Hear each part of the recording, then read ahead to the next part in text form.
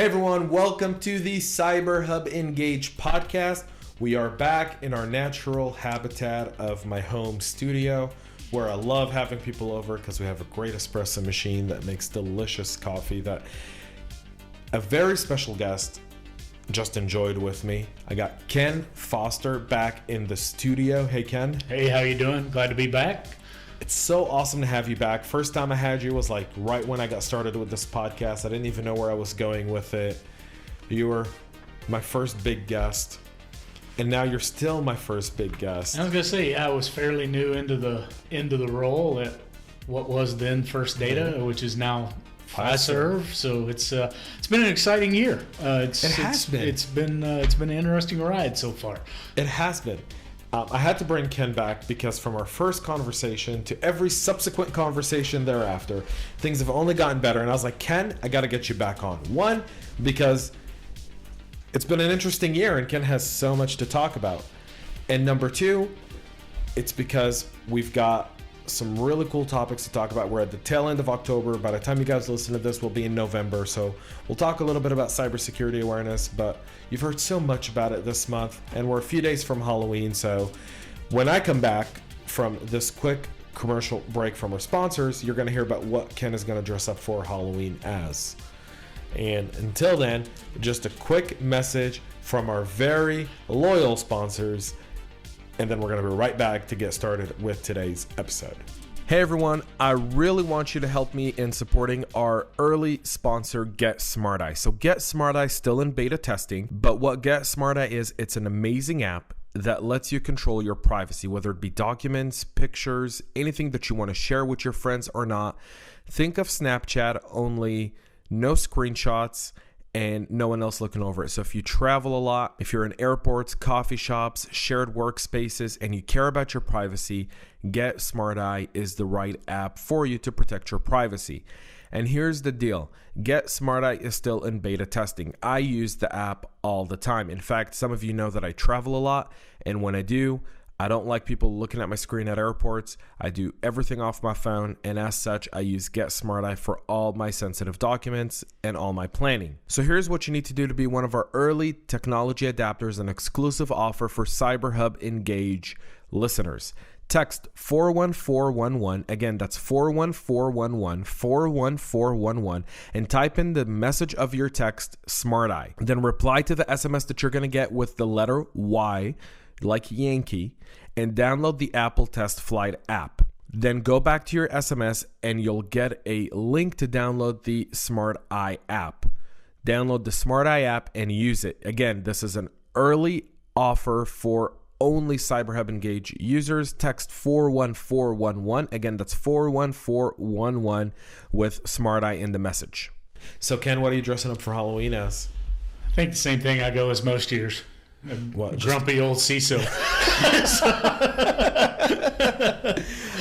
Yeah, I will be in Jamaica on a Halloween night, so I'm wondering what Jamaica's going to be like, because I've heard like Jamaica's really freaky. I've never been to Jamaica before. It's my first time. So I've never been there. Been by it, been to some of the places around it.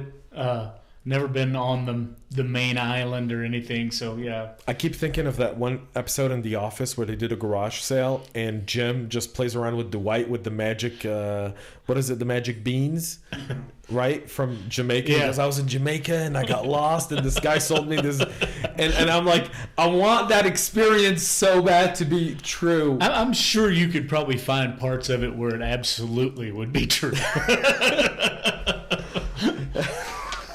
With the recent travel advisory, though, I'm a bit. Might want to stick to well-lit areas that there's a lot of other people around. So I'm just hoping the customer who's flying me out there is. I don't even know where I'm staying yet. Those are the best kind of trips. I don't even know my itinerary yet. But I'm just, it will be what will be. I'm kind of one of those easygoing people, and if it's good, life is good. I think a lot of times you get to those areas, and if you are easygoing and just, as they like to do, go with the flow down there, you don't draw much attention to yourself, and you find you get a lot less harassment that way, I think. Well, number one, don't roam around with a map or a hat that says New York on it. Unfortunately, everywhere I go, I kind of stand out in most areas, so I draw attention. Ken, so you're like 6'4"? Yeah, so right around there.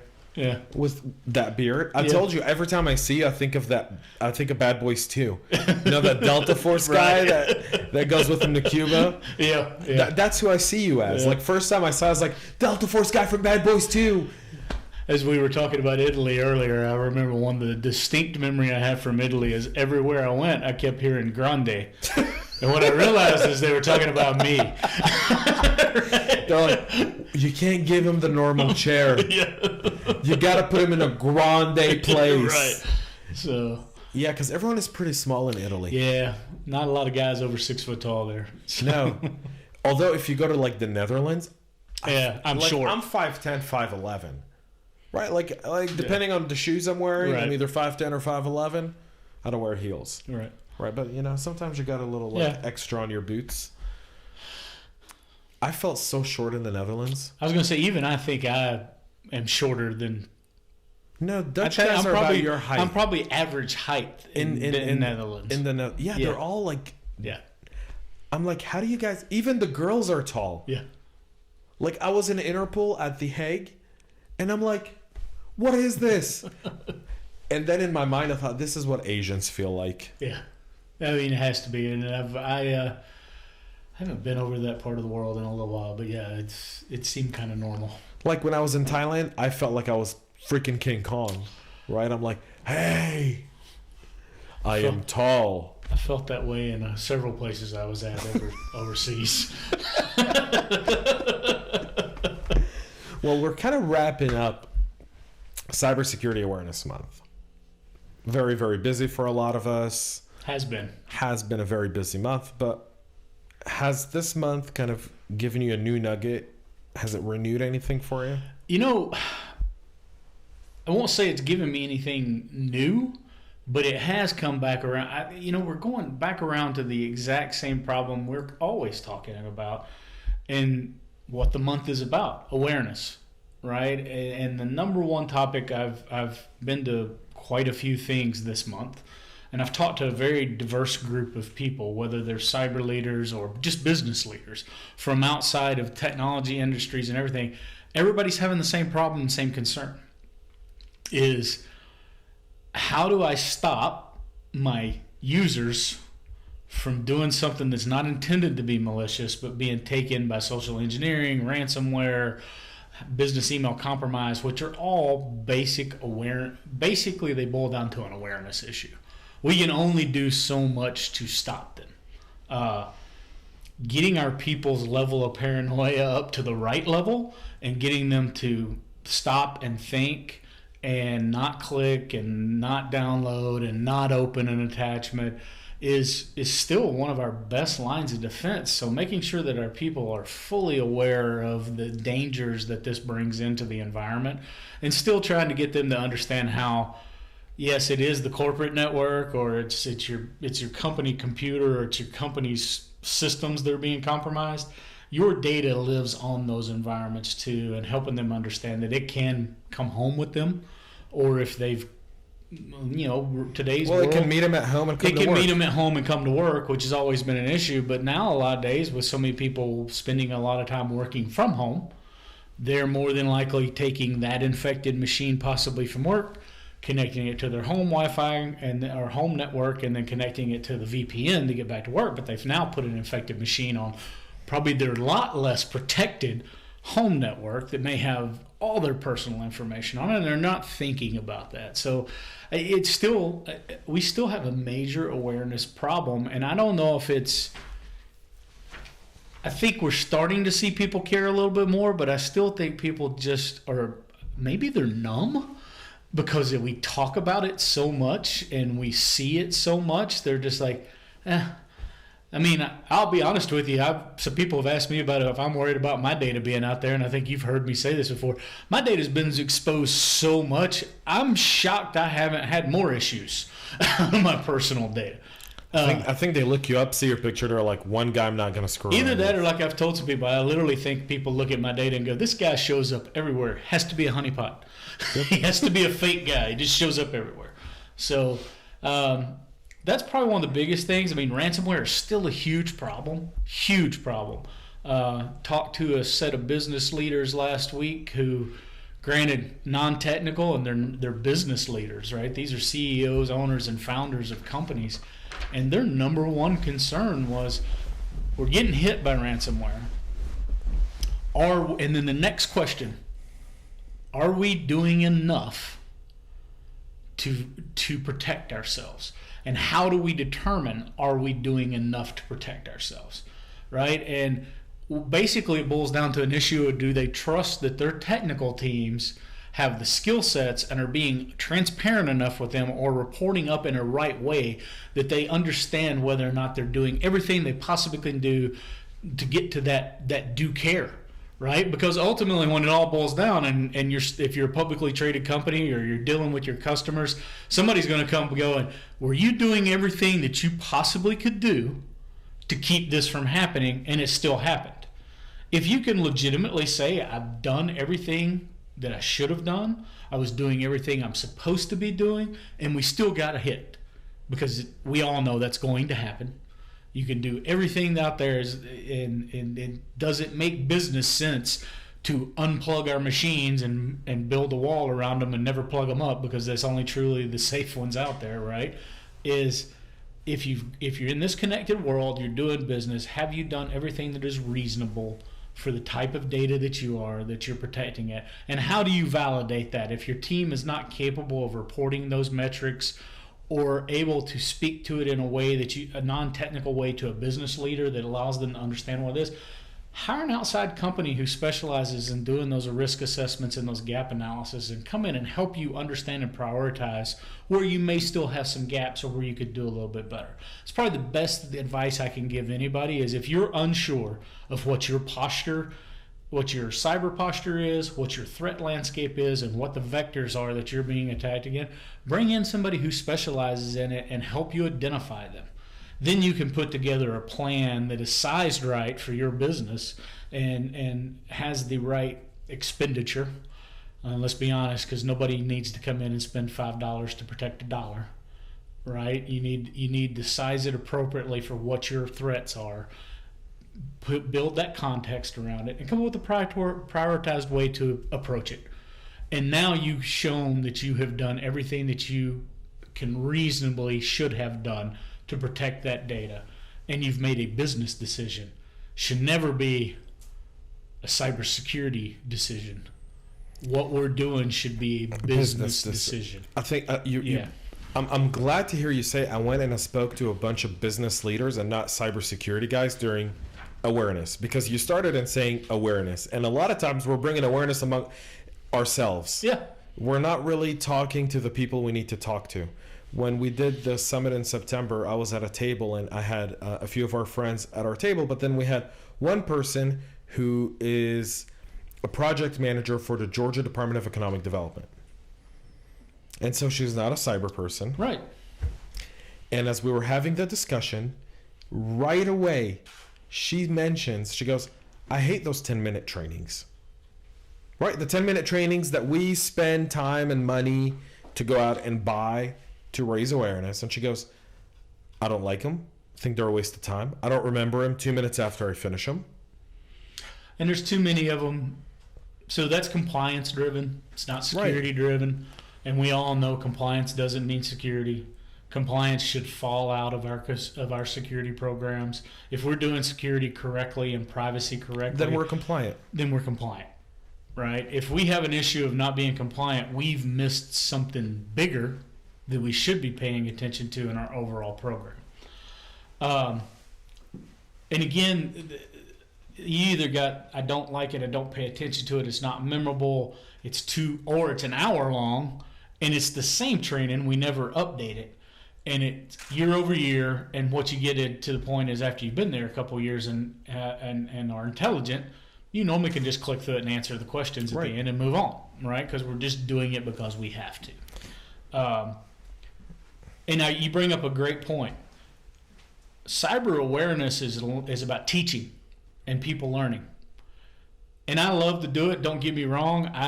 It's great networking and get out to talk with our peers and have conversations and talk about how we do what we do and come up with some new ways of doing things or maybe some new ideas. But we realistically as a community need to spend more time outside of our community.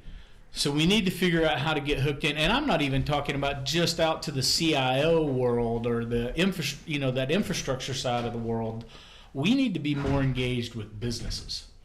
We need to be getting out and working with businesses and outside of the technology verticals even, because the technology verticals, they understand for the most part. They know what cyber is. They've been dealing with it because we've been in their face about it for a while. Where it's really lacking the awareness is in that pure business side of the world. And I'll even say that the legal side of the world is coming around because they it's a big business for these guys, privacy and cybersecurity. They make a lot of money. Make a lot of money doing this. And they've got there's some really good people in town who are doing this, who are really smart at it. So I think you get out to these normal businesses, talking to business leaders. And it doesn't have to be the CEOs. It doesn't have to be the board members. But it needs to be people who are running lines of business, people who are running sales organizations, people who are running a distribution center, who are worried about supply chain threats, right? So if you can get out and have a conversation with those guys, now we're teaching awareness. Well, right? You're starting to see more of that, where you see more conferences now have a cyber panel, cyber breakout. I've been invited to several of them this year to speak, but it's not enough. It feels like we're preaching to our own. It's so funny for me, but that's why I despise having panels at our events and speakers, because I'm like, no one wants to hear from someone else from within our community. We do that all the time. We want to hear we want to do stuff that's different from it. But to me, whenever I get invited to go speak at a non-cyber event, I'll say yes every time. Yeah. When I get invited to speak at a cyber event, I'm always like, well, who's going to be there? The panel we did together last month, the reason I wanted us to do it was because most of the crowd wasn't cyber people. Well, yeah, and I'm going back next for the 14th. The 14th of November to that group again, and it's because there's entrepreneurs there, there's startups there are people who run businesses. It is a diverse group of people and it's a diverse panel. It's not just a cyber panel, right? We've got multiple people on there, so we're going to be able to have a conversation around how do we ingrain cyber as part of the normal everyday business discussion. And that's where we've got to get. We're seeing that drastic shift. This is not news to anybody. We have been seeing this start to shift. But it's becoming more and more apparent now. It is. And I think you're seeing that now with some of the CISO roles that you're starting to see people are looking for. Mm-hmm. They're not looking for the technologist like they were. No, they're looking for the business. They're looking for someone who understands it but can speak business. Same thing we saw happen to the CIO 10, 15 years ago. Yeah. Right? It became a business role. And, one of the things I did a couple weeks ago, there was a guy there from Russell Reynolds, from the recruiting firm, and he made the comment, he's like, the CIO role is becoming a little obsolete in the fact that it's becoming more of an internal business enabler role, and now you're looking at these digital officer roles, which are kind of a combination of a cyber technology, but really a business person who understands the whole gamut of this stuff.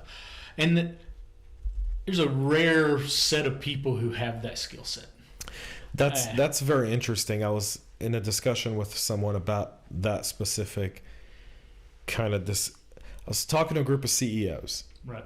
Private kind of roundtable behind closed doors, and I was showing them how they've siloed cyber, and I go, your CFO isn't siloed. Your CFO overlooks your entire organization. And I go, your CISO needs to overlook your entire organization. And if I compared the CISO to the CFO and said, the CISO should report to the CEO, but he should be the counterpart to the CFO. Hmm. And depending on the business, he probably needs to be a counterpart to your chief revenue officer, chief marketing officer. Depending on the business. Depending but on you're the seeing business, the CISO role now right. develop because of that, because you need a CISO internally.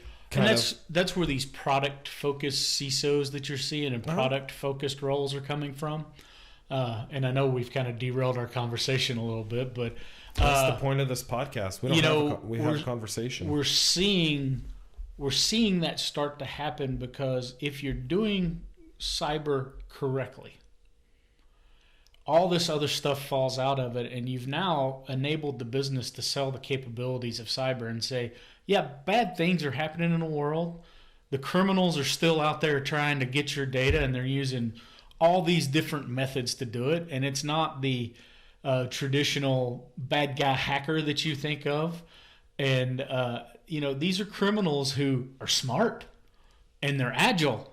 And, you think you're agile. You've got nothing on a small set of group of people. And I almost said small unit tactics. But it is small unit tactics.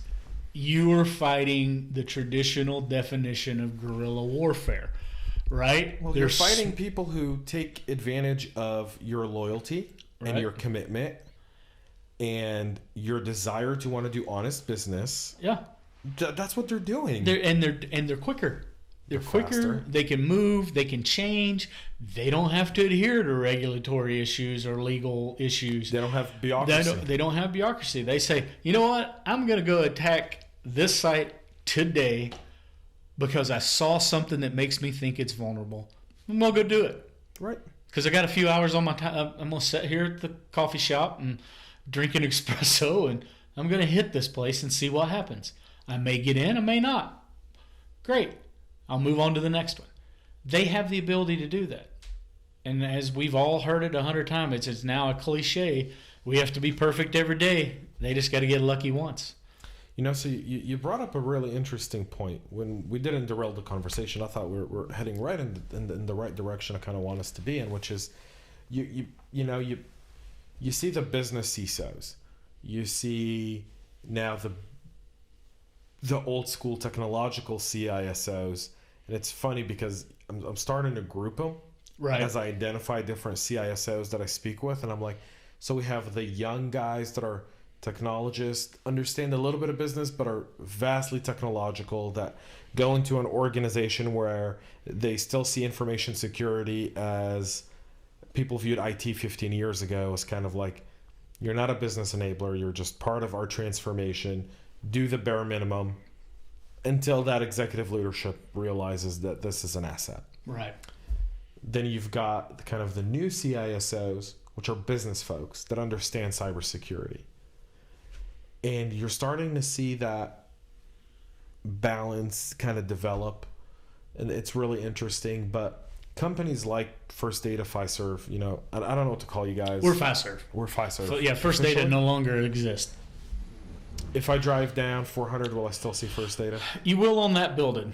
They haven't changed the sign on that building for some reason.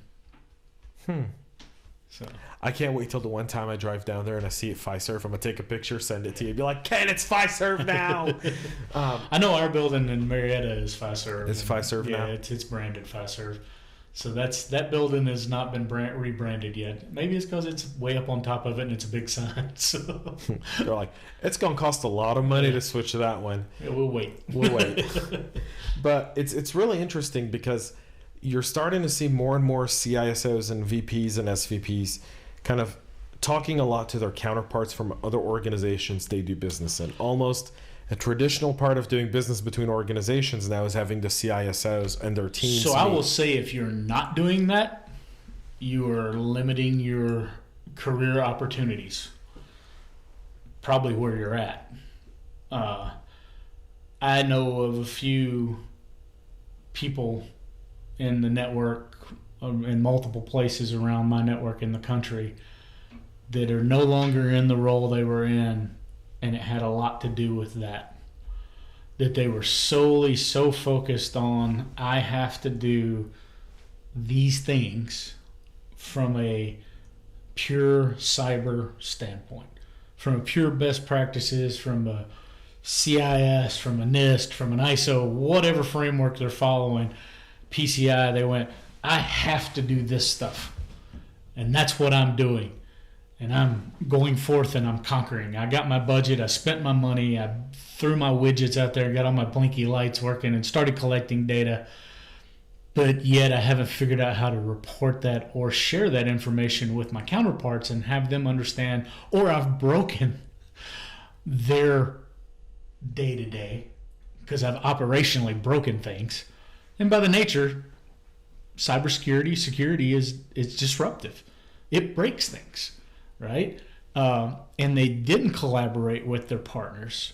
They didn't have a good strategy. They didn't talk about their vision for what they are trying to accomplish and come up with a roadmap that tied in not only what my technology counterpart would need from an IT operations and delivery standpoint and an execution standpoint. They didn't talk with the business leaderships that said, what are you trying to accomplish from a business? I mean, everybody's in business to make money. If I am costing you more money to save you money, or theoretically save you $5 to protect the dollar, and it goes back to the spending the $5 to protect the dollar, or I am inducing such an onerous process into our day-to-day that I'm causing people to quit because they don't like dealing with the process, that I'm causing complaints from customers because it's cumbersome to do business with me, I've approached cyber incorrectly, right?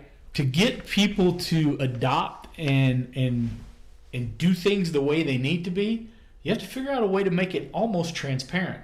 It has to be. Has to be. It can't be it's almost impossible to be 100% transparent because there are certain triggers. They're going to say, okay, you deviated. Now I got to make it a little more hard on you just to validate that you are who you say you are, or you're doing what you should be doing. I'm going to make it a little more difficult, but it shouldn't be difficult every time after that. It should be prove that it's you doing what you're supposed to be doing, and then let's move on. And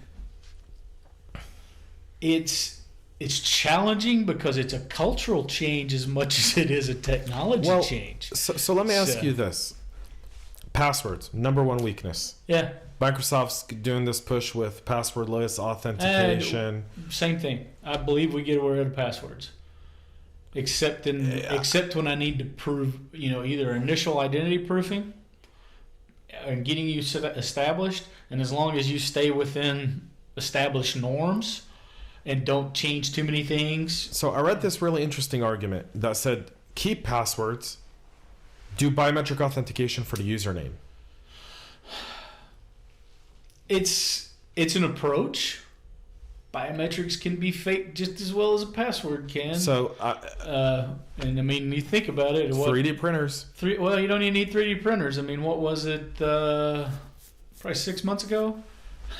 These new Super Duty high-powered cameras we carry around in our pockets have the ability to take a high enough resolution picture that I can blow it up enough to fake a biometric fingerprint with a picture that I've taken from my cell phone.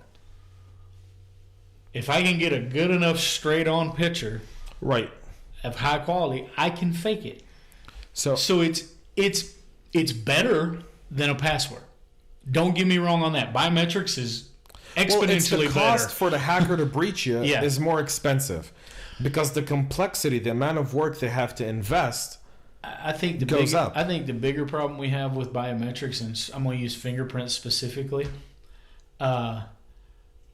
It's not that they're hackable. It's that the failure rate is still really high.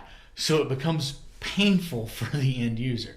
If they've been sitting there for 5 minutes trying to get their fingerprint to read on the pad and it won't read, or it locks them out of their account and now they're locked out for the next 30 minutes, that's something onerous we have put onto the end user, and they're going to complain. And if they're going to complain, they're going to try to figure out a way to get around it. That's my concern with biometrics is that the failure rate's still pretty high. So my argument around that is, I agree with you. Failure rate number 2. What happens if the device malfunctions and I'm on a business trip? Right. Then what? Yeah. Do I open up the floodgate? Right, because now Right. my option is turn it off. Right. Right. Your only option, or overnight them, Oh, yeah. or does everyone travel with two with a backup? Right. Well, now you've got cost That's of cost. inventory. Right. Right. Granted, they're fairly inexpensive nowadays, Well, but they're it's still cost. let's say I got 60,000 users and I've got to buy them two $10 biometric readers. That's a lot of money. Yeah. That's a lot of money. That's a lot of money for a device where you know that the malfunction rate on it could be. I don't believe any of the testing stuff that I've seen. Brett, the CISO at Microsoft, was kind enough to kind of share some of that stuff with me. And I've looked at it and I like it. I like the thought, though, of having biometrics authenticate the username and still having a password with MFA.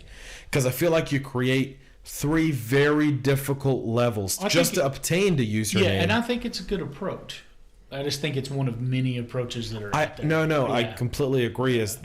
We talked about defense in depth before, and it's like one of those where you go, well, how can you make it harder for people to physically obtain username and passwords? And usernames are really easy because for the most part, it's your email address. Yeah, unless you've set up your identity program in a way that's not using an actual person's name, which granted, even today people are still doing that. But a really well-run identity and access management program has gotten rid of the Standard username.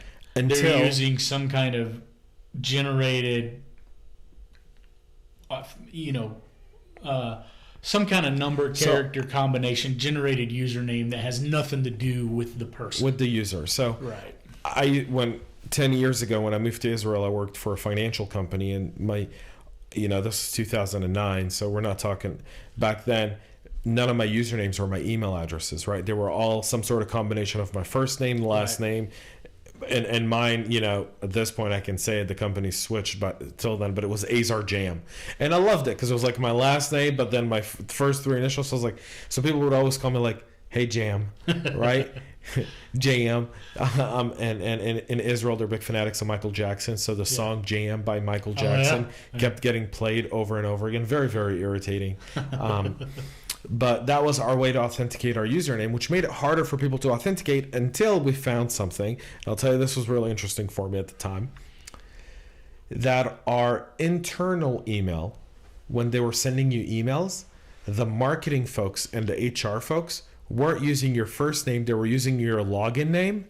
So when I would get an internal email, it would say, "Hey, Azar Jam," and I'm like, so if a hacker got our internal email, they'd realize kind of that pattern, and they're typically very pattern specific. Oh yeah, I was having that conversation with somebody the other day about MFA tokens, and that article that came out from it was Microsoft, I think, talked about the people getting social engineered into giving up their MFA token, and then once they have the token, it's math. It's an algorithm that's generating that token. It's an algorithm plus a time base, right? So if you can figure out what the algorithm is with a time base in it, you can very easily fake an MFA token, right? Granted, it's not everybody who can do that, but and it takes some pretty decent social engineering skills to get somebody to give them their token, and then even better if they can give it to you twice,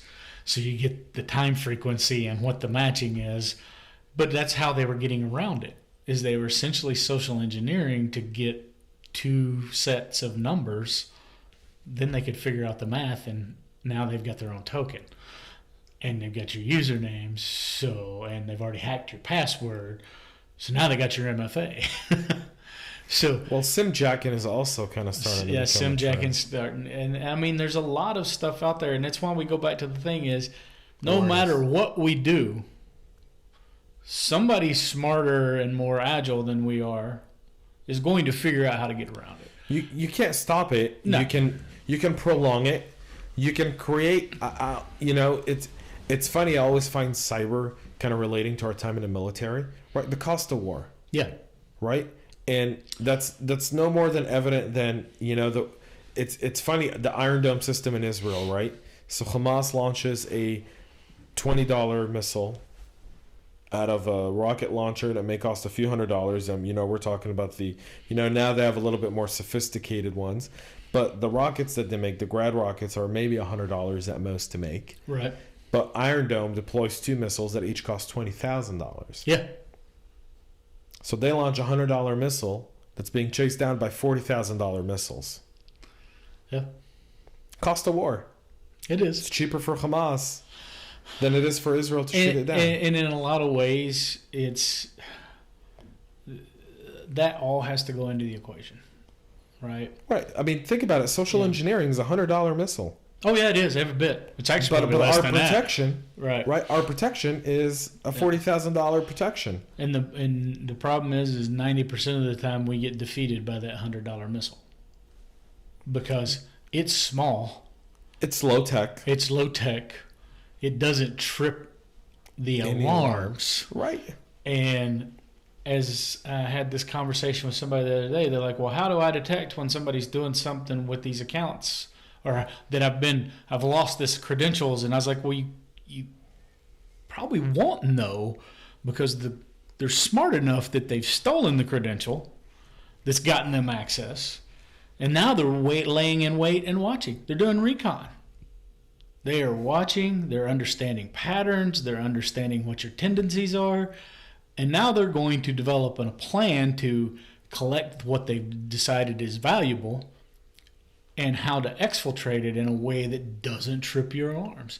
I was like, if you're using an admin account that has the ability to download the database and break it up into little chunks as a backup routine, I'm not going to see that on any of my systems because they're not alerted. They're not set up to tell me that somebody who's supposed to be doing that is doing their job. Well, the authentication. Piece of it is really vital. And once they authenticate once, there's nothing you can do. Right. And even the UBA, which is being touted as the latest silver bullet to stop this from happening. If I have paid enough attention to what's going on in your world and I've gotten that elevated privileged account and I do it from what looks like a place it's supposed to be done from during a time window that is supposed to be done from on a system that I'm supposed to have access to, what's the alert?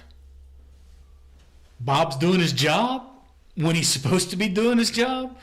How do I defend against that? What have I got? Impossible. Right? It's almost impossible. Now what I'm paying attention to is what's the exfiltration point. Right? Because now all this happened normally. Now my only chance is to stop it as they're trying to exfiltrate it out of the system. And do I have enough monitoring and things set up in a way that says this is going somewhere that it never should go? No matter how small it is. But again, we have to tune all this stuff to the point that it doesn't burn out all of our guys who are looking at this. And these are the areas where machine learning and AI, if we can ever get it dialed in the way it should be, become useful. Because then they can catch little things because more than likely I'm not going to sit there and manage my exfiltration. I'm going to send it with some kind of script or something like that, and it's probably going to send it out on a very set frequency. And if I'm doing that, maybe my automated monitoring can go, wait a minute, this is going out every 1.3 microseconds. I've got this blip going on, or every 1.3 seconds. Human wouldn't be that accurate. That's something programmatically happening that shouldn't be programmatically happening. We almost have to get to that level. We're not there yet, not with everything. Do you think technology can get us there? Is there any technology you're looking at and saying, this might be able to help us? There are technologies out there that I'm looking at that I think show promise. I just don't know. I don't think any of them are there 100% yet. No. I mean, I went to a thing the other day that I had 3 different UBA vendors tell me that the geolocation stuff is crap. We can't tell you. We can't actually, with any real authority, tell you that someone's logging in from where we think they're logging in from, because it's too easy to fake it. And VPNs a VPN throws it off. Matter of fact, one guy who virtual server, virtual. There machines. was a gentleman there who's a Chinese national who lives in the States, but he has a Huawei phone that he says when he goes back, because it cuts off when he comes into the States because of the things we've done to block Huawei phones from being used in the States. He said basically I can route it through a VPN and it works. So, because it doesn't realize that that's what it is. It's not that geo-blocking doesn't work. And I mean, literally, we're not sophisticated enough yet with that stuff because faking it and hiding yourself is much easier than identifying it 100%. Well, it feels like the tools that came out were first kind of designed to kind of give you some sort of rebel online anonymity. And those tools have now come back and they're biting us in the ass. Yeah. It's horrible in a way, but then at the same time, it's what the internet was designed. The basis of the internet, principles of it was designed around being able to be some level of anonymity. Can't say it today. Anonymity. Yeah, can't say it today. But to give you that level of comfort and the freedom to be able to voice your opinion without the worry of repercussions or being searched out. And now we as a world try so damn hard to tear that away, to get rid of that veil. Most of the time because we are required to protect something and we need to be able to do that. And I'm not one of those guys who's going to scream either way. There are certain things I think whatever you want to do in the privacy of wherever you are, great. If you're coming at me, though, I should be able to pull some of that back. So you brought up such a good point. Such a good point. I had a delegation here from the Czech Republic, 3 cybersecurity companies that came here to Atlanta to learn more about the Georgia ecosystem. Shout out to the city of Atlanta for asking me to help them put this. Of all people that could have called, they called me. So I was very humbled by it, and I helped them we put together a really cool program for them. We took them out to UNG. The UNG and FBI did a statewide survey that goes out at the end of the next month. We'll have Bryson on here to talk about some of the results of that. I saw the preliminary results at that meeting we took him to, and it was unbelievably eye-opening to see what people worry about the most in small business and the difference between what small business considers to be a worry to enterprise, to government. That gap is and I don't want to give more away from it because I really want Bryson to talk about it because it's just fascinating. That gap is the ultimate message to us cybersecurity professionals that sit on our high horses to go for only as strong as our weakest links while we're you can clown that one. Ding ding. It's just like I told you. I went and spoke to this group of CEOs who run trucking companies. They asked me to speak about what the state of cyber is. I gave my little pitch on where I see the state of cyber, just what we're seeing as attacks, what the most common stuff is. But then the most interesting part of that is when I said, all right, kind of gave you the overview of what we see. Tell me what worries you. Right? And it's such a gap between what we think is a problem and what they think is a problem. Yeah. Unbelievable. Right? It's their number one goal is I don't want this to stop my business from functioning. Business operations. I can't afford to be shut down for 7-10 days to recover from a backup. Well, think of Maersk. Right. Maersk went 18 days without knowing where any of their ships were. Their website wasn't up for 17 days. Well, when we get into this whole logistics and shipping and all of that, now we're starting to talk about diversion and hijacking, and it becomes down to theft most of the time for them. It's not they're trying to steal the magic keys to how I ship something in a There's truck. no magic keys. There is You're no a magic truck. trick. You're It's on a a truck. highway. I'm on a highway. I'm delivering point A to point B. But how do I know that truck number 5 is full of high value electronics that I can flip quickly on eBay or my fake Amazon store or Craigslist? And how can I get that truck to go to a different warehouse, or just break it down on the side of the road and I know exactly where it's at and I can come up and hijack it right on the side of the road. Right? And you know, that is their concern. So right. so you know, these buzzwords, I like to call them, these buzz technologies. Buzzword bingo. I started talking about the Czech delegation because there was one guy in there that was from a company that does AI. They develop AI. And we were in a room and we did a round table here in Alpharetta with all cybersecurity vendors. I brought a bunch of local cybersecurity vendors, and I was in a room with 20 cybersecurity vendors. And you know me, that's like not where I like to be most of the time. But it also helped me kind of level to a place where I think I needed to be slightly, personally, on a personal level. But then I had the guy from AI. Because, you know, people kept saying, we have a product that's AI powered. And I said, I had a conversation with the AI guy from the Czech Republic. Very, very, very, very, very, very smart guy. Very smart guy. And I went, so tell me the difference. Can you tell us what is AI and what is ML and what is the difference? And then he went, well, you have to understand this. He goes, AI is artificial intelligence. Machine learning is the very basic of AI. He goes, then you've got authentic artificial intelligence that's in the middle. And then he goes, and then you have deep learning. He goes, that's the ultimate purpose of AI. He went, deep learning is far more superior than actual AI. And he explained it in a way where I went, never thought of it like that. Wow. Number 2, now anyone who puts AI/ML goes to my spam box, because machine learning is an aspect of AI, but it's not the same. But that deep learning is really the ultimate goal of AI.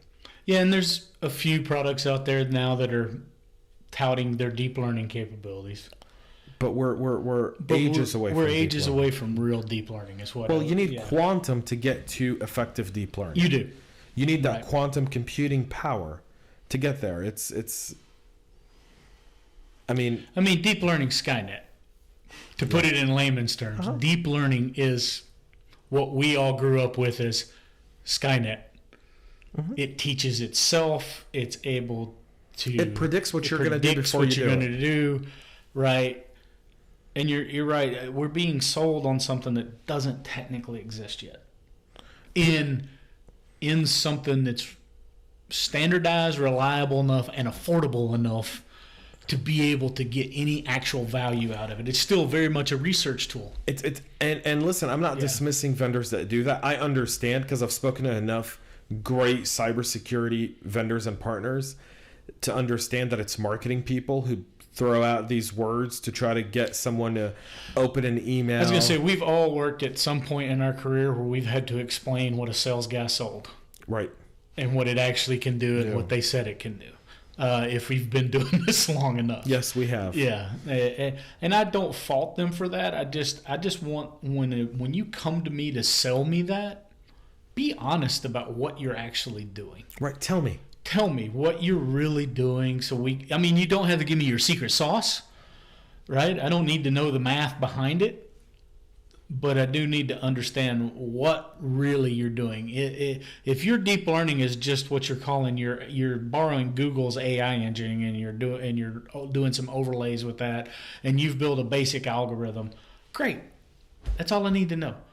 And these are the things that you're feeding. And how long is it going to take for me to actually train it enough to get value in it? And when I put my context around it in my environment, how much data do I need to apply to this engine, this brain or engine, whatever you want to call it?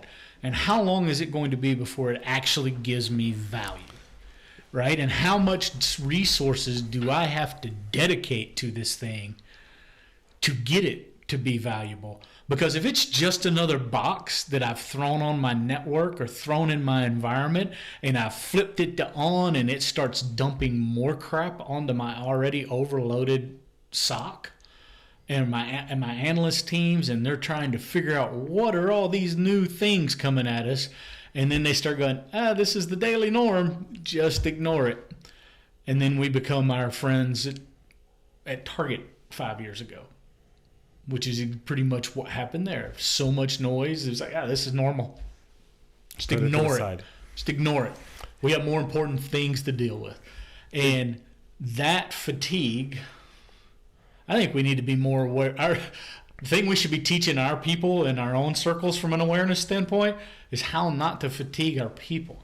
Well, I think that's rotating your people. Yeah, and stop throwing bright, shiny lights at them. Do you rotate your people? We do. We try to, but we're in the middle of a merger. It's kind of hard. We're still figuring out. We're going to talk about that in a minute. We're still figuring out who lives where. But do you feel like, see, that's one thing I always, when I talk to CISOs, it's one of the conversations I always talk about is I go, do you rotate your people every 6 months? And I'm saying like rotate them for 2 weeks. Have them learn something else for 2 weeks. So when they come back, I think they don't get fatigued. I think, one, you've got that aspect of it. Rotate them off to something else. I think rotating them out to learn another subsection of the program is actually a retention tool. I agree. I think it's a huge retention tool. If I can say, you know what, you've been doing day-to-day log monkey for the last 6 months. We're going to pull you over here and put you on the DLP team and let you understand what these guys are doing, how they're deploying this, and why you're getting all the noise you're getting, right? Maybe you can give them some insight from what you've been looking at in the environment and go, hey, guys, you've taught me this. It's got all these switches I can flip. Let's flip these switches so I don't see all this crap on my screen at the end of the day, and we can tune this down to where you don't want to tune it so quiet that you think nothing's going on, but you want to tune it to the right level for your environment, right? Right. So that kind of brings it to the awareness to non-cyber folks, but then the refreshing and the taking them out of a daily live, kind of seeing that same shiny alert come up and dismissing it every time. I also think it's a good idea to rotate them completely out of cyber for a little while. I think you put them in a business unit for a few weeks, have him shadow a sales guy, a marketing guy, and ops, finance. And I think you put them in one of those units for a little while and let them understand what a day-to-day is there and what these guys are doing. Because if you get appreciation for what the business is that you're supporting, it's such a good idea. It gives you an insight that you probably wouldn't normally have. Now, I'm going to say not everybody is going to benefit from it, because there's a lot of guys who are going to be, it's beneath me, I'm not going to do that. I'm the know-all cyber guy. How dare you? My recommendation is if you've got that guy, you may... You know those guys like rotate jobs like bad salespeople? Well, and they do. It goes back to a saying I heard one time. I heard somebody say this one time, and I've taken it to heart, is it only takes one brilliant jerk to ruin your team. Mm-hmm. So when you have a brilliant jerk and he's your A player, it's okay to fire your A player. It actually makes your team stronger. Your A player may be dragging down your entire team. So you have to sometimes take a hard look at the team dynamic and understanding if you've got that, you can bleep that out, if you've got that on your team, he probably doesn't need to be on your team. Yeah.